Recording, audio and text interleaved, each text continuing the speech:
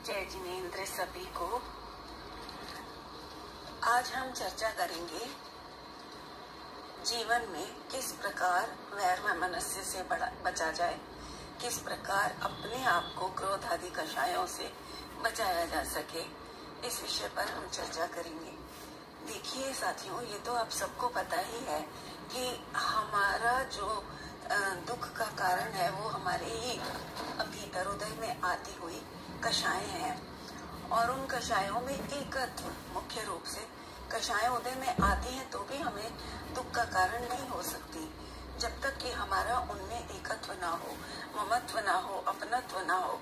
हमने इन कषायों से, कषाय मतलब ये जितने भी हमें विकल्प चलते हैं, है ना, अब उनके अंदर जो छुपी हुई कषायें हैं, क्रोध आदि, उनको हमें कैसे पकड़ना है। देखो, विकल्प तो एक शब्दात्मक रूप है ना, कि जैसे हम बाहर में कुछ लिखा हुआ पढ़ते हैं, उसी तरह से यहाँ भी शब्दों के रूप में विकल्प आते हैं। लेकिन जैसे बाहर लिखे हुए में से हम उनका भाव, उन शब्दों का भाव खींच लेते हैं, समझ लेते हैं, उसी प्रकार यहाँ पर भी इन विकल्पों के भीतर छिपे हुए भाव को हमें समझना है। अब यहाँ पर दो भावों की बात है। देखिए, बहुत सूक्ष्म चर्चा है, गंभीर होकर और बहुत सूक्ष्म उपयोग करके सुनिएगा कि दो तरह के भाव, मतलब एक तो काशायिक भाव और दूसरे चैतन्य भाव। तो अभी हम पहले चर्चा करेंगे काशायिक भावों की, क्योंकि उनसे फिर हमारा परिचय है। उनको पकड़ेंगे तभी तो फिर जो बचेगा वो तो शुद्ध चैतन्य भाव होगा ही होगा। लेकिन इनसे बच करके हम डायरेक्ट शुद्ध चैतन्य भाव को पकड़ना चाहें तो वो बहुत बहुत कठिन है। कोई विरला ही जीव होगा जो ऐसा निकाल पाएगा। तो यहाँ मैं क्या कह रही थी कि जैसे मान लो हमें किसी ने कुछ कह दिया, चलो मैं मानती हूँ कि उसने हमें गलत कहा, जो उसको कहना नहीं चाहिए था, परिस्थितिवश भी गलत कहा और शब्दों में भी उसने गलत ही शब्दों का प्रयोग किया। मैं मानती हूँ कि 100% सामने वाले की गलती है, लेकिन हम अपनी गलती नहीं है उस केस में, ये भी मैं स्वीकार करती हूँ। लेकिन हम यहाँ पर फिर भी अपनी गलती पकड़े, हम परिस्थिति में अपनी गलती ढूंढने बैठ जाते हैं। परिस्थिति में हमें अपनी गलतियां नहीं ढूंढनी, क्योंकि परिस्थिति में तो कोई भी सही और गलत होता ही नहीं है। क्रमबद्ध है ना, क्रमबद्ध में कुछ भी सही गलत है ही नहीं। अगर कुछ भी सही गलत हो जाए ना बाहर में, तो सारी क्रमबद्ध पर्याय ही झूठी हो जाए, जिनागम ही झूठा हो जाए, जिनेंद्र देव झूठे हो जाए, हमारे पंच परमेष्ठी झूठे हो जाए, जो कि 3 काल में भी संभव नहीं है। तो यहाँ क्या है कि जो भी विकल्प आता है उसके अंदर जो छिपा हुआ भाव है, मान लो किसी ने कुछ कहा हमें, तो हम तुरंत उसके ऊपर रिएक्ट करने लगता है, हमें तुरंत गुस्सा आ जाता है। अरे इसने ऐसे कैसे कहा, मतलब गुस्सा तो मैं एक प्रमुख रूप से उदय में आती कषाय को ले रही हूँ, यो तो उसके अंदर सारी कषाय हैं। कैसे, देखो वो भी सिद्ध करती हूँ। मान कषाय है कि सबसे पहले तो मन खड़ा हुआ, सबसे पहले लोभ खड़ा हुआ। लोभ कैसे कि मैंने कुछ ऐसा किया ही नहीं, फिर भी इसने मुझे गलत ऐसा क्यों कहा। ये लोभ कैसे हुआ कि हमें कुछ भी अच्छा सुनने की अपेक्षा थी सामने वाले से, है ना, लेकिन उसने गलत कह दिया हमें और हमें पसंद नहीं आया। इसी से हमारी लोभ कषाय हमें समझ में आ जानी चाहिए कि ये लोभ कषाय है। बुरा ना सुनने के प्रति भी, नास्ति से भी लेते हैं ना हम, अस्ति से तो अच्छा सुनने का भाव और नास्ति से बुरा ना सुनने का भाव, ये दोनों ही लोभ कषाय में जाएंगे। फिर उसके साथ खड़ी हो जाएगी मान कषाय। सब कुछ इकट्ठा है, कथन में अंतर पड़ता है, भेद पड़ता है, लेकिन सब कुछ इकट्ठा है कि मान कषाय कि इसने ऐसे कैसे कह दिया मुझे, मेरी कोई गलती थी क्या, इसकी इतनी हिम्मत कैसे हुई, ये। और बस जैसे ये सब सूक्ष्म परिणाम इतनी तीव्रता के साथ चलते हैं कि हम तो पकड़ ही नहीं पाते हैं। बहुत शांत चित्त होकर और बहुत ही सूक्ष्म उपयोग करके जब हम एनालाइज करने बैठेंगे, सब तरफ से चित्त हटा करके, तब ये बातें हमारी समझ में आने लगेंगी। तो फिर तुरंत खड़ा हो जाता है क्रोध का हथियार कि नहीं, मैं इसको नहीं छोड़ूंगा। ये सब तो मैं कह रही हूँ कि मैं इसको नहीं छोड़ूंगा, ये सब चलते थोड़ी हैं, मतलब हमें विकल्पात्मक रूप से चलते नहीं दिखाई देते, लेकिन भावात्मक रूप से अंदर पड़े होते हैं। तो तुरंत उसके प्रति क्रोध रूप से परिणमित हो जाते हैं। यहाँ तक कि इतना क्रोध कि कई बार तो बातचीत तक करनी बंद कर देते हैं।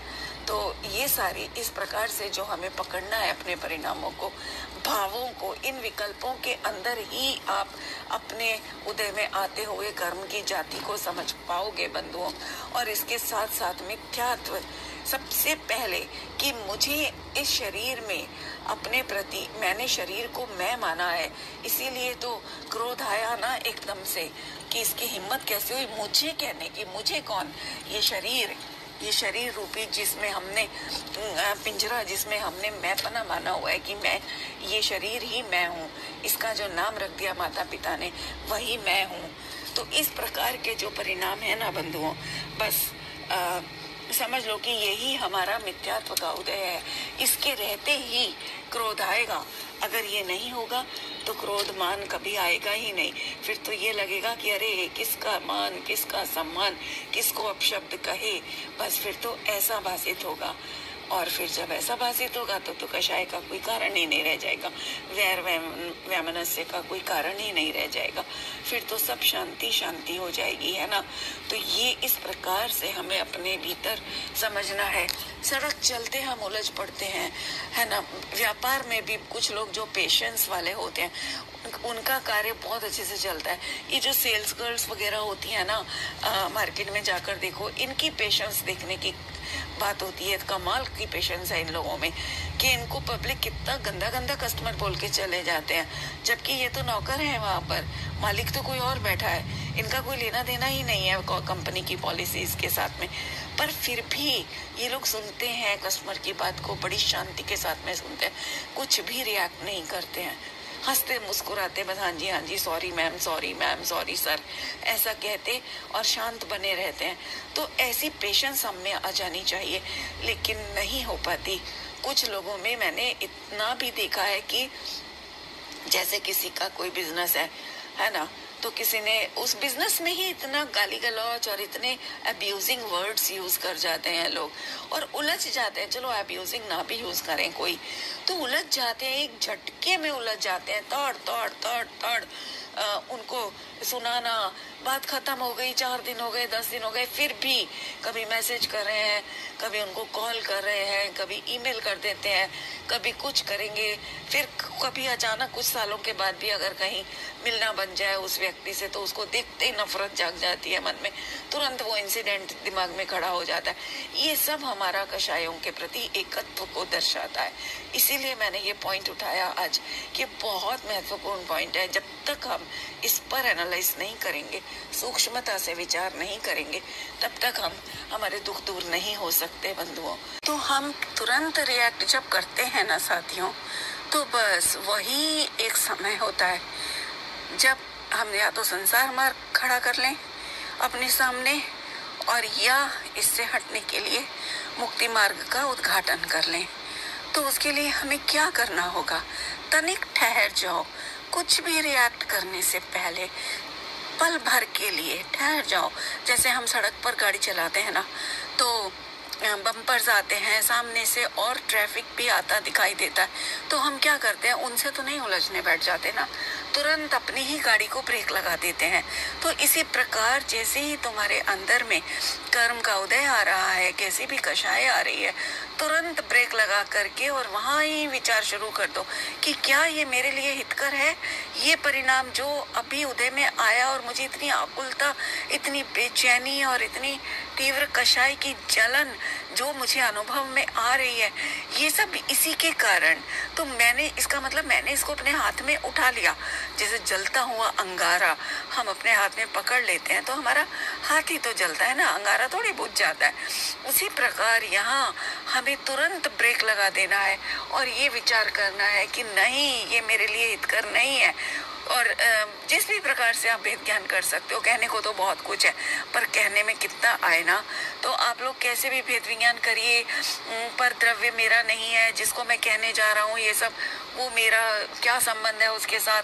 कुछ नहीं, 4 दिन के वो है ना मेला है जैसे ये संसार, तो इस मेले में 4 दिन के लिए यात्री मिले हैं, उनसे क्यों ना कि वो लेना, राग द्वेष बढ़ाना। हमारा लक्ष्य तो राग द्वेष मिटा कर जाने का है, ना कि बढ़ा कर जाने का है। तो इस प्रकार से किसी भी प्रकार से ये कर्म की चाल है, ये मुझे प्रेरित कर रहा है आगे से बढ़ बढ़ के बोलने के लिए। और मैं बोलने वाला हूँ भी कौन, वास्तव में तो ये जो बोलने वाली है ये भाषा वर्गणा है और ये भी पुद्गल है। तो इस प्रकार एक ही कर्म के उदय में आप भेद कर डालिए सारे। इधर भाषा वर्गणा उस कर्म के निमित्त से जो उदय में आ रहा है विकल्प के रूप में, उसके निमित्त से अगर प्रेरित हो रही है, मचल रही है बोलने के लिए, तो वो है भाषा वर्गणा। उससे भी तो मेरा क्या कर्तृत्व है, मैं क्यों उनका सहारा लेकर के फालतू में अपने को भी सताऊं और दूसरों को भी सताने का कारण बनूं। तो नहीं, इस प्रकार से आप भेद विज्ञान करिए तो निश्चित रूप से आपको आराम आएगा। धीरे धीरे आपके कषायों में मंदता आती चली जाएगी। और अभी तो जो परिणमन होने के बाद में हमें जागृति आती है कि अरे मैंने ऐसा कर दिया उस समय, काश मैं चुप लगा जाता या लगा जाती तो कितना अच्छा रहता, मैंने क्यों इतना बोल डाला, क्यों इतनी कषाएं कर डाली, सामने वाले को भी कितना बुरा लगा होगा, है ना। इस प्रकार से हम बाद में विचार करते हैं। अगर आप उसी समय एक पल के लिए ठहर कर देखोगे तो धीरे धीरे आपको ये परिणाम बाहर में प्रवृत्ति होने से पहले ही पकड़ में आने शुरू हो जाएंगे और फिर धीरे धीरे ये इनका अभाव होने लगेगा। और देखो, हम पैदल भी अगर जाते हैं सड़क पर तो भी सामने से कोई गाड़ी अगर क्रॉस करती दिखाई दे हमें तो हम वहीं रुक जाते हैं। हम अपनी स्पीड पर भी तुरंत ब्रेक लगा देते हैं, खड़े हो जाते हैं, वहीं पर निकल जाने देते हैं उस गाड़ी को।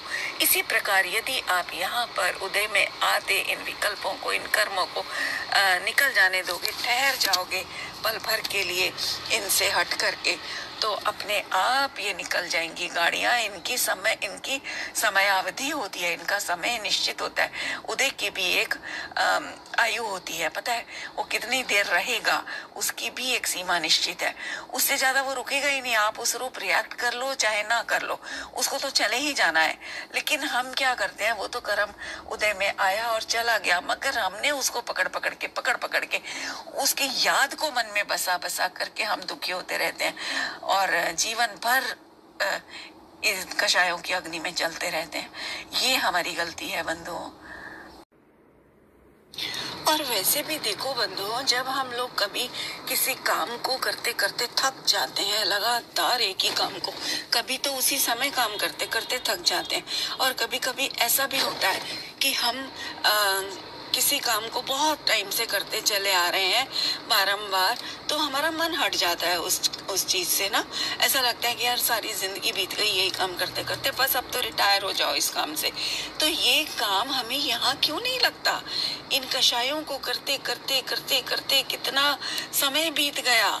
उस समय, जिस समय हम कषाय कर रहे हैं उस समय भी थकते हैं, तो उस समय भी जब हम कोई काम कर रहे होते हैं थक जाते हैं तो हम छोड़ देते हैं थोड़ी देर के लिए कि नहीं बस अब हमें आराम करना है, हमसे नहीं होता ये काम और थोड़ी देर के बाद करेंगे, है ना। तो यहाँ पर थोड़ी देर के बाद करने वाली बात नहीं लेनी है हमें, लेकिन करते तो हैं, छोड़ तो देते हैं ना।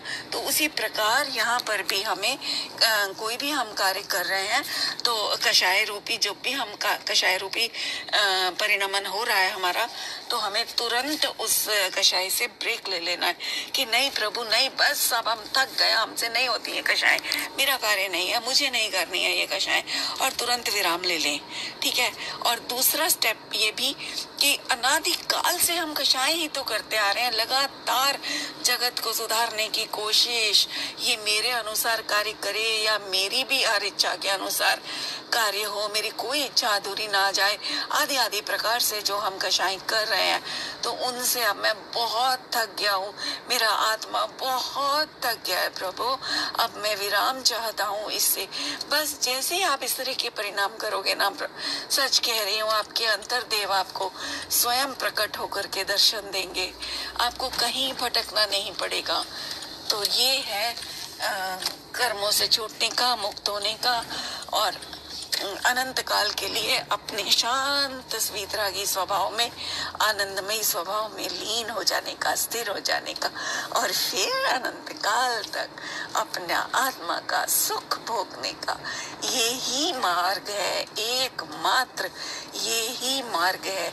आज करो, कल करो, या परसों करो, इस भव में करो या अनंत भव के बाद करो, अगले भव में करो, जब करना है तब ये ही करना है। इसके अतिरिक्त दुखों से छूटने का, सुखी होने का अन्य कोई उपाय नहीं है। तो सभी को इसी शुभ मंगल भावना के साथ में मेरा सादर जय जिनेंद्र।